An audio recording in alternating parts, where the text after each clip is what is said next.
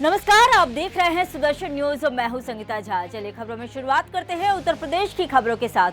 आपको बता दें कि यूपी की राजधानी लखनऊ में एक बीजेपी पार्षद की दबंगई ने सरकार और नगर निगम में काबिज बीजेपी को आम जनता के बीच बदनाम करने का बीड़ा उठा लिया है।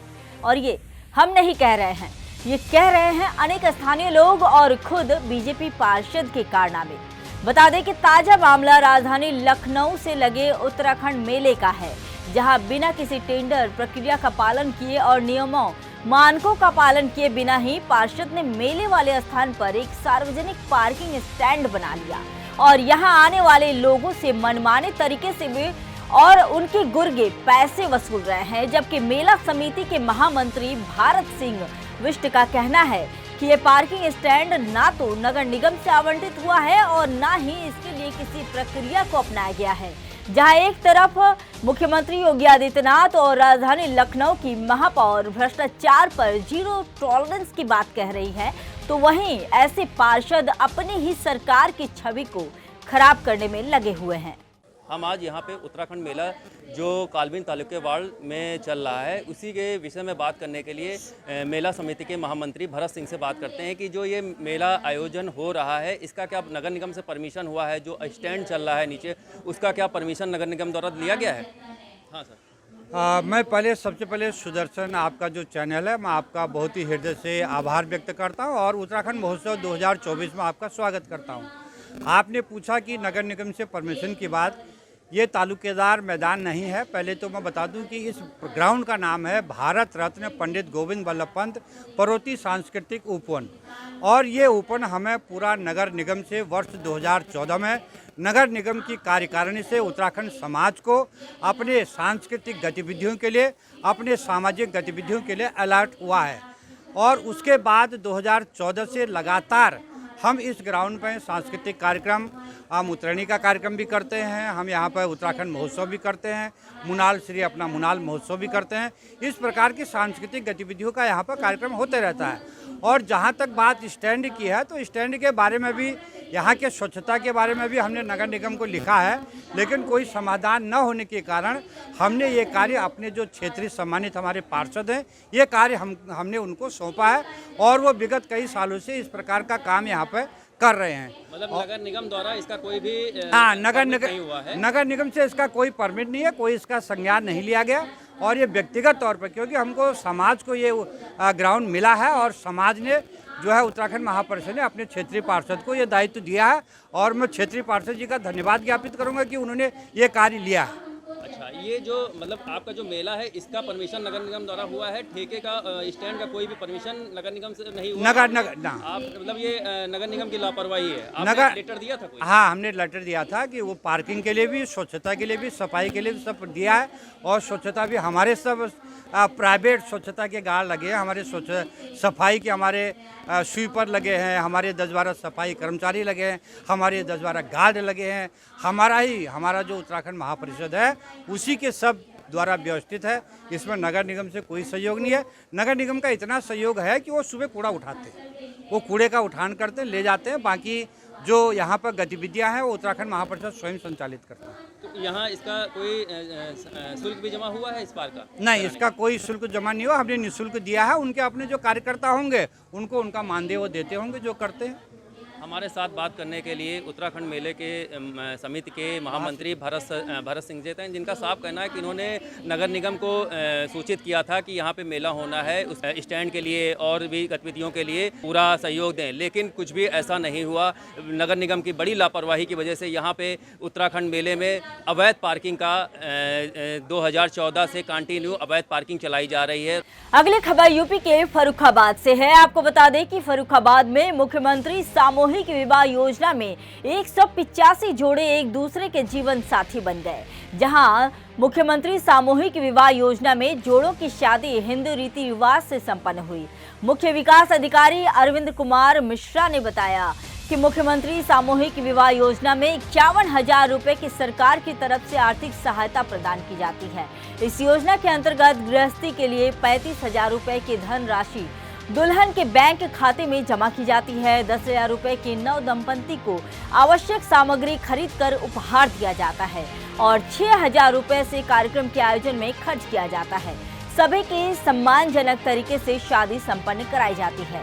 फर्रुखाबाद में मुख्यमंत्री सामूहिक विवाह योजना यहाँ पर कितनी लोगों की शादियाँ कराई जाती हैं? आज माननीय मुख्यमंत्री सामूहिक विवाह समारोह में यहाँ पे 185 जो नव दंपति हैं 185 शादी होंगी, उनके जोड़ों की शादी यहाँ समारोह में संपन्न होगी और इस कार्यक्रम को पूरे भव्य तरीके से पूरी व्यवस्था के साथ आयोजित किया जा रहा है। इसमें सारी व्यवस्थाएं सुनिश्चित की जा रही हैं और एक सम्मानजनक समारोह में जो कमजोर है तबके के लोग हैं, समाज के आर्थिक संपन्न है, उनको माननीय मुख्यमंत्री जी के समर्थन से इस कार्यक्रम के तहत उनको यहाँ पे बहुत ही सम्मानजनक तरीके से बहुत सार्वजनिक समारोह को संपन्न कराई गई और इसमें 185 जोड़ों में से 5 मुस्लिम जोड़े भी हैं और उनका भी यहाँ बढ़ाया गया है। और जो इस योजना में सरकार की तरफ से समर्थन किया जाता है 35,000 रुपये जो कन्या है जो है उसके अकाउंट में जमा होता है और 10,000 रुपये की उसकी गृहस्थी की सामग्री दी जाती है। 10,000 रुपये होता है यहाँ पे कार्यक्रम का आयोजन सारी व्यवस्था में पूरे जो पात्र लोग हैं उनका भी पात्र लोगों को यहाँ पे शामिल किया गया है और समारोह में किया गया है। आप लोग भी देख सकते हैं आदि सभी लोग अपने मन से प्रसारित करने की कोशिश करें, जो भी पात्र लाभार्थी हैं अब बात करेंगे मथुरा की। आपको बता दें कि यूपी के मथुरा में कैबिनेट मंत्री चौधरी लक्ष्मी नारायण द्वारा 20 करोड़ 78 लाख मुख्यमंत्री green road infrastructure development scheme के तहत सड़क व सौंदर्यकरण का शुभारंभ विधिवत पूजा के साथ किया गया। बता दें कि मथुरा उत्तर प्रदेश सरकार के कैबिनेट मंत्री चौधरी लक्ष्मी नारायण चौधरी और नगर निगम मथुरा वृंदावन महापौर विनोद अग्रवाल द्वारा सरकार की 20 करोड़ 78 लाख रुपए की धनराशि की लागत से urban road infrastructure development agency द्वारा संचालित मुख्यमंत्री green road infrastructure development scheme की योजना में नगर निगम मथुरा वृंदावन के सीमा अंतर्गत गोविंद नगर सड़क के विकास एवं सौंदर्यीकरण का शुभारंभ विधिवत पूजा के साथ संयुक्त रूप से नारियल फोड़कर किया गया। कैबिनेट मंत्री चौधरी लक्ष्मी नारायण ने कहा कि मथुरा श्री कृष्ण भगवान की जन्मस्थली है। यहाँ लाखों की संख्या में तीर्थयात्री दर्शन करने आते हैं और उनकी सुविधाओं को ध्यान में रखते हुए इस रोड का शुभारंभ किया गया है। सीएम ग्रिड योजना के अंतर्गत 20 करोड़ 78 लाख रुपए से श्री कृष्ण जन्मस्थान के सराउंडिंग चारों ओर एक भव्य और दिव्य इंफ्रास्ट्रक्चर का निर्माण किया जाना है, जो अगले 15 महीनों में जो पूर्ण हो जाएगा। जिसके अंतर्गत न सिर्फ भव्य और सुंदर सड़क बनेगी, सड़क के साथ साथ दोनों साइड में पैदल यात्रियों को चलने के लिए फुटपाथ का निर्माण होगा। जितनी भी केबलिंग सड़क के ऊपर है, जिसके कारण क्षेत्र की सुंदरता बाधित होती है, वह सभी केबलिंग सड़क के नीचे होंगी। पूरा डक्ट के माध्यम से इस कार्य को किया जाना है, जिससे कि उनके रखरखाव में और सुधार में सड़क पे कोई तोड़फोड़ न करनी पड़े। इस प्रकार से हमारे मुख्यमंत्री जी के द्वारा जो मथुरा वृंदावन नगर निगम क्षेत्र के अंतर्गत श्री कृष्ण जन्मस्थान को बहुत भव्य और दिव्य बनाने की प्रक्रिया के प्रथम चरण में मैं कहूँगा कि आने वाले समय में श्री कृष्ण जन्मस्थान का भव्य निर्माण होना है। उसके प्रथम चरण के रूप में हम कह सकते हैं कि इस इंफ्रास्ट्रक्चर को डेवलप किया जा रहा है और मैं पूरे ब्रजवासियों की ओर से, मथुरा वृंदावन नगर निगम के निवासियों की ओर से अपने यशस्वी और लोकप्रिय मुख्यमंत्री जी का हार्दिक आभार व्यक्त करता हूं कि मथुरा के लिए इतनी भव्य योजनाएं वह निरंतर प्रदान कर रहे हैं और उनका, जैसा कि मंत्री जी ने बताया कि ब्रज क्षेत्र से विशेषकर मथुरा वृंदावन से जो भी योजनाएं जाती है उनके अनुपालन के लिए फंड की कोई कमी माननीय मुख्यमंत्री जी के द्वारा नहीं आने दी जाती और उन्होंने भरोसा भी दिला रखा है कि मथुरा के विकास में आप योजनाएं बनाकर भेजिए, हम योजनाओं में किसी प्रकार की धनराशि की फंडिंग की दिक्कत नहीं आने देने का भरोसा दिलाते हैं। उसी के अंतर्गत आज ये शुभारंभ हमारे कैबिनेट के नेता चौधरी लक्ष्मीनारायण जी के द्वारा उनके मुख्य अतिथि के रूप में उन्होंने इस सड़क का इस इंफ्रास्ट्रक्चर का शुभारंभ किया है। मैं उनका और मुख्यमंत्री जी का और सभी पार्षदों का, सभी क्षेत्र के निवासियों का और हमारे महानगर के अध्यक्ष भाई घनश्याम लोधी जी का बहुत बहुत आभार व्यक्त करता हूं, हार्दिक अभिनंदन करता हूं कि उन्होंने इस कार्यक्रम में पधार कर इस कार्यक्रम की शोभा बढ़ाई और इस कार्यक्रम के महत्व को बताया, किस प्रकार से यह इंफ्रास्ट्रक्चर इस क्षेत्र के लिए आवश्यक था और आने वाले समय में 15 महीने का इसका समय और जैसा कि ट्रैक रिकॉर्ड है भारतीय जनता पार्टी की सरकारों का, समय से पूर्व यह निर्माण कार्य निश्चित रूप से अपने पूरे मानकों के साथ पूरा होगा। ऐसे निवेदन के साथ आप सभी का आभार व्यक्त किए।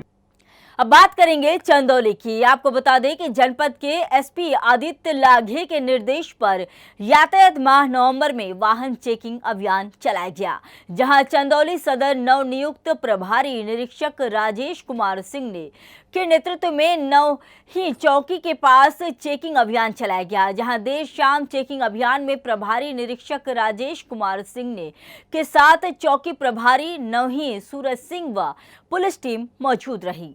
सदर प्रभारी निरीक्षक ने बताया कि चेकिंग अभियान लगातार जारी है, जिसमें 11 वाहनों पर कार्रवाई की गई, जिसके वजह से अवांछनीय तत्वों पर विशेष नजर रखी जा रही है।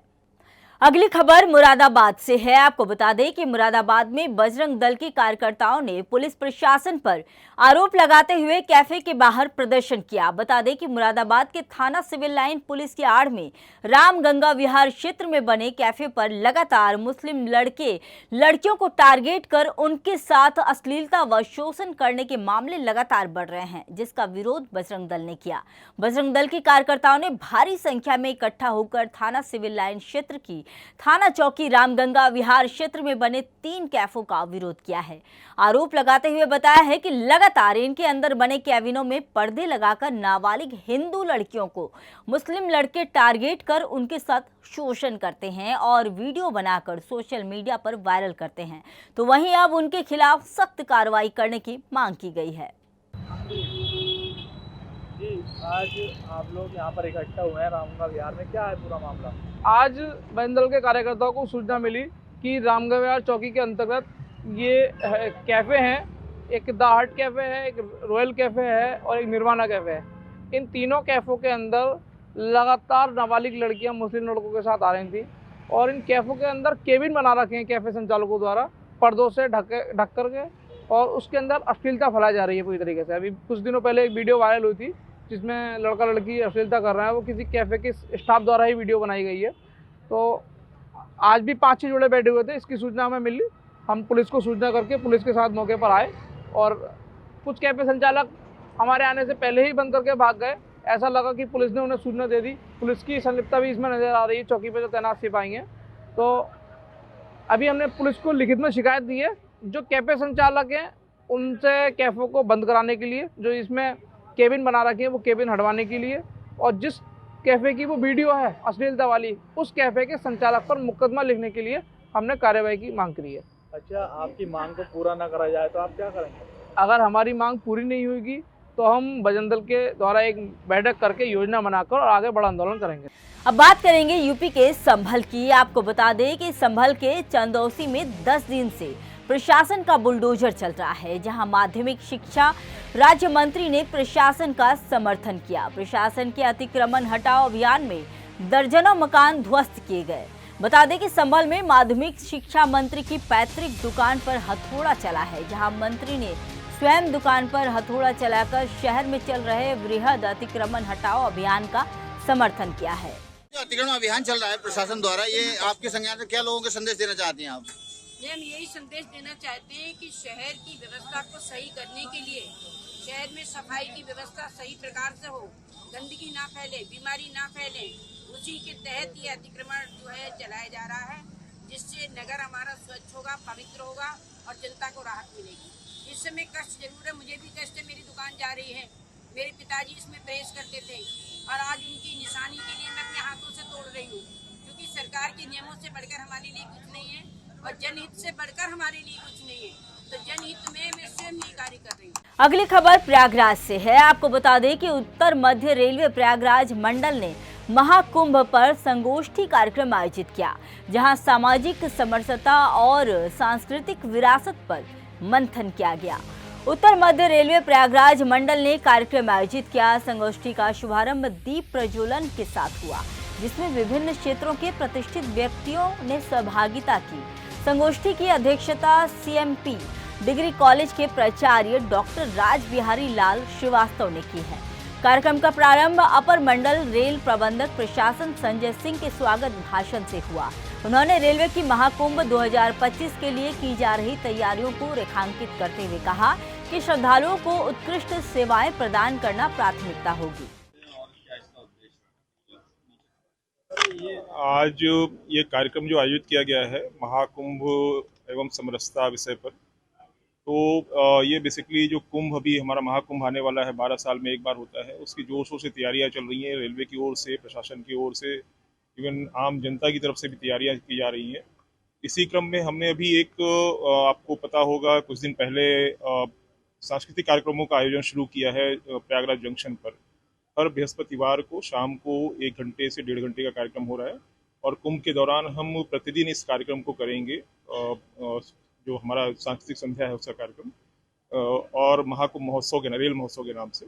और उसी क्रम में एक और ये कार्यक्रम आज किया गया जिसमें सामाजिक समरसता को ध्यान में रख करके एक विचार गोष्ठी रखी गई, संगोष्ठी रखी गई, जिसमें प्रयागराज क्षेत्र के, प्रयागराज शहर के, जिले के जो भी प्रबुद्ध जन हैं उनको यहाँ पे आमंत्रित किया गया और एक वैचारिक एक यहाँ पे कार्यक्रम हुआ, जिसमें आगे जो हमारा ये महाकुंभ है, ये दुनिया का सबसे बड़ा धार्मिक और सामाजिक समागम है, उत्सव है। उसमें किस तरह से सामाजिक समरसता को बनाए रखें, किस तरह से सब लोग मिल करके उसमें बढ़ चढ़ के भागीदारी करें और इसको सफल बनाएं, इस पर काफ़ी चर्चा हुई, काफ़ी आपस में विचार विमर्श हुआ और हमें आशा है कि ये एक बीज की तरह काम करेगा। हमारा जो महाकुंभ है, आगामी महाकुंभ है, उसमें हमारी तैयारियों को फलीभूत करने में। अब बात करेंगे बिजनौर की। आपको बता दें कि बिजनौर में थाना धामपुर के एक ग्राम में अपने खेत में पानी देकर घर वापस आ रहे किसान पर अज्ञात मोटरसाइकिल सवार ने लोहे की रॉड मारी, जिससे किसान की दर्दनाक मौत हो गई, जबकि 2 गंभीर रूप से घायल हो गए और हमलावर बाइक छोड़कर फरार हो गए। सूचना पर पहुंची पुलिस ने शव को कब्जे में लेकर आगे की कार्रवाई शुरू कर दी है। दरअसल पूरा मामला धामपुर थाना क्षेत्र के ग्राम सलारावाद का है। अगली खबर मथुरा से है। आपको बता दें कि मथुरा में रात में हुए मर्डर से सनसनी फैल गई है। वहीं शादी समारोह में शामिल होने आए व्यक्ति की हत्या हो गई, जहां एक होटल की पार्किंग में हत्या बताई जा रही है। मृतक युवक का नाम राहुल गोस्वामी बताया जा रहा है। वहीं हत्या की वारदात को अंजाम देकर अपराधी मौके से फरार हो गए। पूरा मामला थाना गोविंद नगर क्षेत्र का है और मौके पर पहुंची पुलिस मृतक के साथ शादी में शामिल होने आए एक व्यक्ति को हिरासत में ले लिया। पुलिस ने शव का पंचनामा भरकर पोस्टमार्टम के लिए भेज दिया। मामले की आगे की कार्रवाई जारी है। देखिए, लोटस गार्डन करके एक यहाँ पर रिसोर्ट है जहाँ पर शादी समारोह चल रहा था। उसके बगल में एक पार्किंग, इसी के लिए पार्किंग का यूज होता था। ये पार्किंग में एक व्यक्ति की डेड बॉडी मिली थी। तत्काल यहाँ पुलिस मौके पहुंची तो देखा उसको, उसके सर से काफ़ी खून बह रहा है। ऐसा सस्पेक्टेड है कि उसको गोली मारी गई है। अभी इसमें पास में जो सीसीटीवी फुटेज है वो हमारी टीम में सीसीटीवी फुटेज देख रही है, जो उसमें एक सस्पेक्ट गाड़ी का पता चला है। गाड़ी की चेकिंग के लिए सब नाकाबंदी कर दी गई है। परिवारजन से इसमें बात हो रही है, जो इसमें जिसकी जो शिनाख्त हुई है वो राहुल गोस्वामी नाम के व्यक्ति के साथ हुई है। बाकी उनके परिवारजन से पूछताछ की जा रही है, जो भी तथ्य में आ जाएंगे। मुकदमा पंजीकृत किया जा रहा है, कार्रवाई इसमें से किया जाएगा। हत्या वजह क्या बन जा रही है? नहीं, अभी परिवारजन कुछ बता नहीं रहे हैं। अब परिवारजन से बातचीत करके और जब इसमें साक्ष्य सत्यापन किया जाएगा, जब गिरफ्तार किया जाएगा, तब इसमें हत्या का जो एक्चुअली मोटिव है वो पता तब निकल के सामने आएगा। अभी परिवारजन कुछ बता नहीं रहे। अभी तक क्या राहुल गोस्वामी अपराधी था? नहीं, अभी इसके बारे में जानकारी इसमें की जा रही है। अभी जानकारी इसमें की जा रही है, क्या मामला है, क्या इनका पूरे इंसिडेंट बारे में जानकारी। ये जो आज घटना हुई है, आप यहाँ पे गाइड का काम करते हैं, तो आपने इस घटना का क्या प्रत्यक्ष देखा और आपके सामने घटना हुई तो क्या हुई, किन लोगों के द्वारा घटना की गई, आपने क्या देखा? जी सर, मैंने कुछ नहीं देखा। मैं जब गया था तो रोड साफ था और पल्लम से आया तो भीड़ लगी मिली थी, गाड़ी जाम हो गई थी। 2 लौंडे रहते हैं, भारत और सौरभ, भैया मैं गाड़ी निकल रहा था तो पल्लम से जब हम दोनों जने आए, इन्हें भीड़ लगी मिली है। कितनी ज्यादा नहीं, भीड़ लगी देखी है तो आप यहाँ पे रहते हैं, रेगुलर होते ही जाते हो? जी सर, रहता तो यहीं पे हूँ। तो जब गोली चली तो गोली की आवाज तो आपके कानों में आई होगी? नहीं आई सर, डीजे चल रहा था बहुत तेज। तो आपने किसी को देखा या किसी किया? नहीं, मेरे सेक्शन पे से आया हूँ तो बस भीड़ लगी मिली, इतना देखा है मैंने। कोई आते हुए भागते हुए किसी भी लोग को आपने के द्वारा नहीं देखा क्या? मैं तो इधर से चला गया हूँ, पल्लम से लौट के आया हूँ तो भीड़ लग रही थी। अच्छा, जिस शख्स को गोली लगी है वो कब आए थे यहाँ पे, कुछ इसकी जानकारी आपको? नहीं। अब बात करेंगे जालौन की। आपको बता दें कि जालौन के आटा थाना व उरई कोतवाली पुलिस व एसओजी टीम ने चोरी की बाइक सहित 5 अभियुक्त को गिरफ्तार कर लिया। वहीं पुलिस अधीक्षक डॉक्टर दुर्गेश कुमार के निर्देशन में उरई कोतवाल एवं आटा थानाध्यक्ष अजय कुमार सिंह ने एसओजी टीम के साथ झांसी कानपुर हाईवे पर संकट मोचन मंदिर के पास वन विभाग नर्सरी के पास 5 बाइक चोरों को गिरफ्तार किया। मामले में पुलिस की कार्रवाई जारी है। विगत कुछ दिनों से ये जानकारी मिल रही थी कि कुछ थानों में जैसे उरई, जालौन, कोंच और सीमावर्ती जनपदों के कुछ थानों में छिटपुट वाहन चोरी की घटनाएं घटित हो रही हैं। उत्तर प्रदेश सरकार की अपराध के प्रति जीरो टॉलरेंस नीति के तहत अपर पुलिस महानिदेशक कानपुर जोन श्री आलोक सिंह, पुलिस उप महानिरीक्षक झांसी रेंज श्री कलानिधि नैथानी द्वारा मुझे इन चोरी की घटनाओं से को गंभीरता से लेते हुए इनका अनावरण करने का निर्देश दिया गया था। अनावरण के लिए मेरे द्वारा कुल 3 टीमें बनाई गई थी। प्रभारी निरीक्षक कोतवाली उरई, थानाध्यक्ष आटा और एसओजी प्रभारी सतीश कुशवाहा के नेतृत्व में ये टीमें अलग अलग काम कर रही थी। टीमों ने इलेक्ट्रॉनिक सर्वेलेंस, धरातली सूचना एवं अन्य वैज्ञानिक विधियों का उपयोग किया। जानकारी प्राप्त हुई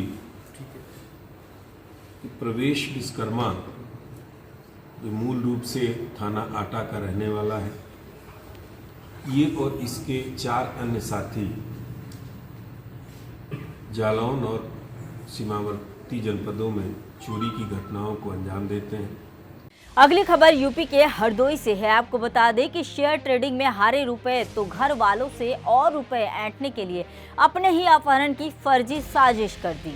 जहां सांडी रोड पर साइबर कैफे चलाने वाला युवक गायब था। सक्रिय हुई पुलिस ने साइबर एसओजी व स्वाट टीम के सहयोग से फर्जी अपहरण हुए युवक की बरामदगी कर ली है। पूछताछ में युवक ने बताया कि शेयर ट्रेडिंग में 4 लाख रुपए हार गया था, जिस वजह से परिजनों से और रुपया ऐंठने के लिए फर्जी अपहरण की साजिश रची।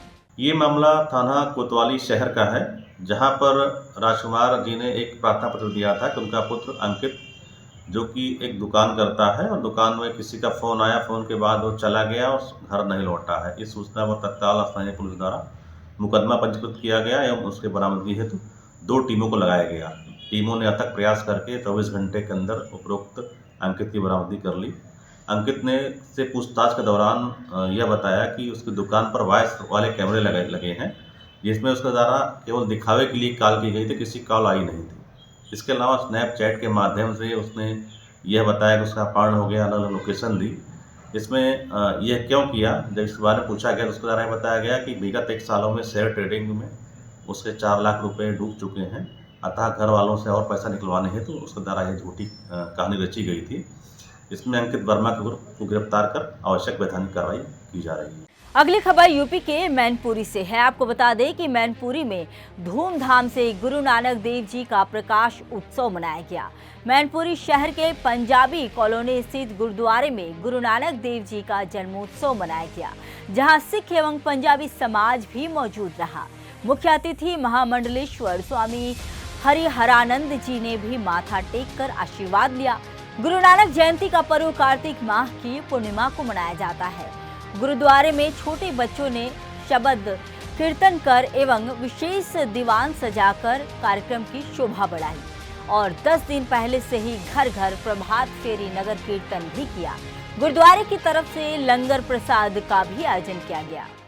देखिए अमित जी, सबसे पहले तो हम आपकी न्यूज़ के और आपके चैनल के बहुत ज़्यादा शुक्रगुजार हैं। हमारा समाज आपका हमेशा आभार प्रकट करेगा, क्योंकि आपके न्यूज़ चैनल के द्वारा जो हमारे समाज के जो भी कार्यक्रम होते हैं उनको नगर के जो नगरवासी हैं, शहर के लोग हैं, उन तक आप पहुंचाते हैं और प्रचार प्रसार करते हैं। इसके लिए हमारा बहुत ही आभार है आपके लिए। इसके साथ जैसा कि आपने मुझसे पूछा कि श्री गुरु नानक जी का जो आज प्रकाश उत्सव है। अब बात करेंगे यूपी के मेरठ की। आपको बता दें कि मेरठ में सुदर्शन न्यूज की खबर का बड़ा असर देखने को मिल रहा है, जहां खबर की प्रमुखता से चलने के बाद मेरठ पुलिस ने एक मसाज पार्लर में छापेमारी की और वहीं मौके से पुलिस ने 7 युवक और 9 लड़कियों को हिरासत में ले लिया। छापेमारी के दौरान आपत्तिजनक हालत में लड़के लड़कियां मिले। आपत्तिजनक सामान भी मसाज पार्लर से बरामद किया गया।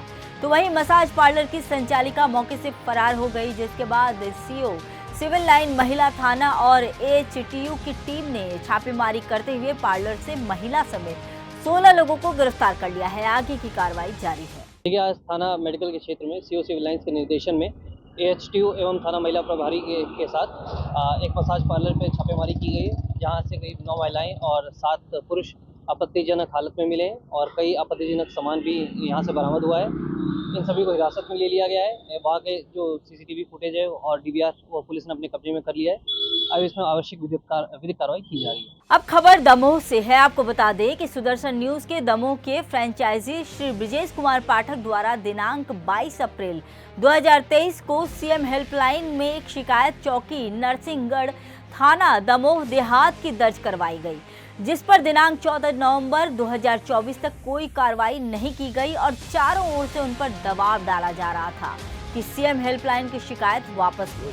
तो वहीं दिनांक 14 नवंबर 2024 को उनके द्वारा अतिरिक्त पुलिस अधीक्षक से मिलकर सीएम हेल्पलाइन की शिकायत का जब तक कोई निराकरण नहीं हो जाता तब तक वह वापस नहीं ली जाएगी। इस पर अतिरिक्त पुलिस अधीक्षक द्वारा शिकायत पर नए सिरे से जांच के आदेश दे दिए गए हैं। हमारे दमोह रिपोर्टर राज पाठक की रिपोर्ट। आप सुदर्शन न्यूज के फ्रेंचाइजी हैं, आपका यहाँ पर कैसे आना हुआ? चौकी नरसिंहगढ़ थाना दमोह देहात में मैंने एक सीएम हेल्पलाइन 2.5 साल पहले करीब एक शिकायत दर्ज करवाई थी, जिसका आज दिनांक तक कोई निराकरण नहीं हुआ है और मेरे ऊपर चारों ओर से बहुत अधिक दबाव है कि मैं सीएम हेल्पलाइन वापस ले लूँ। इस संबंध में आज श्रीमान पुलिस अधीक्षक महोदय के पास में आया था। मैंने एक लिखित आवेदन भी उनको दिया है कि जब तक मेरी शिकायत का निराकरण नहीं हो जाएगा मैं सीएम हेल्प वापस नहीं लूँगा। अब बात करेंगे बिहार की। आपको बता दें कि बिहार के दरभंगा में भारत में सनातन बोर्ड का स्थापना किया जाए। आक्रोश यात्रा मंच जिला दरभंगा के तत्वाधान में विश्व हिंदू परिषद के सह जिला मंत्री राजीव प्रकाश मधुकर की अध्यक्षता में सनातन बोर्ड भारत में लाया जाए, इसका आह्वान किया गया। वह इस मौके पर विश्व हिंदू परिषद, बजरंग दल, भारतीय जनता पार्टी, युवा मोर्चा एवं अन्य संगठन के सदस्यों ने श्यामा माई मंदिर परिसर में एकत्र होकर भारत देश में सनातन बोर्ड लाया जाए, इसके लिए सभी कार्यकर्ताओं ने मार्च पास्ट निकालकर आह्वान किया और कहा कि आह्वान पूरे देशवासियों के लिए है। जिस प्रकार से आज 16 नवंबर को दिल्ली में देवकी नंदन ठाकुर जी महाराज के नेतृत्व में सभी संत समाज ने आह्वान किया है, उसी के निमित्त दरभंगा में भी सनातन की मांग का आह्वान किया गया है। लेकर प्रोटेस्ट कर रही है। आक्रोश यात्रा मंच लगातार विभिन्न मुद्दों पर जो भी मुद्दा सनातन के विरोध में देश में कहीं भी होता है, वहाँ दरभंगा में लगातार हम लोग कई महीनों से लगातार इस मंच के बैनर तले अपनी आवाज को बुलंद करने का कार्य राजीव प्रकाश मधुकर जी के नेतृत्व में हम सभी युवा साथी सनातन प्रेमी लोग करते हैं। आज सनातन बोर्ड इस देश में अल्पसंख्यकों को बोर्ड है, लेकिन बहुसंख्यक समाज के लिए बोर्ड का नहीं है। तो हम लोग इस बैनर के माध्यम से सनातन बोर्ड देश में निर्माण हो, अपनी सरकार से इस बात का मांग करना चाहते। क्या नाम हुआ? बालेंदु झा। देखिए, सारे धर्मों का अपना अपना एक संविधान फॉलो कर रहे हैं भारत में। जैसे और भी धर्मों का अपना अपना संगठन है, वैसे ही हम चाहते हैं कि हमारे धर्म के लिए सनातन बोर्ड की स्थापना हो। इसके नेतृत्व में हमारे जो आचार्यों ने हैं, उन्होंने आह्वान कर दिया और इसी आह्वान के नेतृत्व में आज हम लोग इस मोर्चा में मतलब कि आज हम लोग प्रारंभ किए हैं और हम लोग कोशिश करेंगे कि इसको प्रतिदिन दिन प्रतिदिन इसको आगे बढ़ाते जाएं और सारे हिंदुओं से आह्वान करेंगे कि इसमें उपस्थित हो, क्योंकि ये समय बैठने का नहीं है, ये समय आगे आने का है, अपनी आवाज़ रखने का है। क्योंकि सरकार तब जब तक आप आवाज़ नहीं रखते हैं, संगठित नहीं होते हैं, तब तक सरकार आपकी बात नहीं सुनेगी। और ये बोर्ड इससे पहले भी कई बार इसके लिए चर्चा चली है, लेकिन ये बोर्ड कभी नहीं बना है। तो हम लोग जब जैसे ही एकत्र होंगे, ये बोर्ड की स्थापना होगी और इसी उद्देश्य के साथ हम लोग सारे दरभंगा वासी के सहित मिथिला वासी से भी आह्वान करते हैं कि वो भी अपने घर से निकले और इस कार्यक्रम में भाग लें। क्या नाम हुआ? मेरा नाम हरिओम शरण। अगली खबर बिहार के समस्तीपुर से है। आपको बता दें कि समस्तीपुर जिले के 336 पैक्स में चुनावी दंगल देखने को मिला। बता दें कि बिहार के समस्तीपुर जिला अंतर्गत 20 मंडलों में प्राथमिक कृषि साख सहयोग समिति पैक्स के विभिन्न पदों का चुनाव होने जा रहा है। पैक्स अध्यक्ष पद को आरक्षित करते हुए बाकी कार्यकारिणी सदस्यों में आरक्षण का रोस्टर लागू बिहार निर्वाचन आयोग ने किया है, जिसके तहत अनुसूचित जाति जनजाति के लिए 2 सीट, महिला पिछड़ा वर्ग के लिए 1 सीट, महिला वर्ग के लिए 1 सीट, अत्यंत पिछड़ा वर्ग 2 सीटों पर चुनाव लड़ने जा रही है। बाकी 3-4 सीट सामान्य वर्ग के लिए आरक्षित रखा गया है, जो पैक्स के कार्यकारी सदस्य होंगे। अगली खबर मध्य प्रदेश से है। आपको बता दें कि मध्य प्रदेश के सीधी के मझौली से है खबर, जहां संचालित सरकारी स्कूलों में सरकार द्वारा चलाई जा रही मध्याह्न भोजन महज समूह संचालकों की कमाई का जरिया बनती नजर आ रही है। समूह संचालकों एवं जिम्मेवारों की मनमानी चरम सीमा पर है। जिम्मेदार अधिकारियों को जानकारी के बाद भी कोई ठोस कार्रवाई के लिए कदम न उठाया जाना कई सवाल पैदा कर रही है। जहां स्कूलों में बच्चों को रुचिकर भोजन के नाम पर मेनू को दरकिनार कर पानी युक्त दाल और चावल परोसा जा रहा है। ऐसा ही मामला मझौली अंतर्गत पूर्व माध्यमिक विद्यालय रुपई डोल तथा प्राथमिक शाला भेलकी डोल तिलवारी का प्रकाश में आया है, जहां दोपहर में बच्चों को रुचिकर भोजन को दरकिनार कर परोसा गया, जिसमें दाल के नाम पर पानी ही पानी और चावल दिया गया। विद्यालय के बच्चों का कहना है कि कभी सब्जी तक नहीं मिलती, तो वहीं खीर तो बहुत दूर की बात है। ननिहालों के हक में डाका डाल रहे समूह संचालकों एवं जिम्मेवारों की मनमानी चरम पर चल रही है। फिलहाल के इस बुलेटिन में इतना ही। देश दुनिया की तमाम खबरों के लिए देखते रहिए सुदर्शन न्यूज। जय हिंद।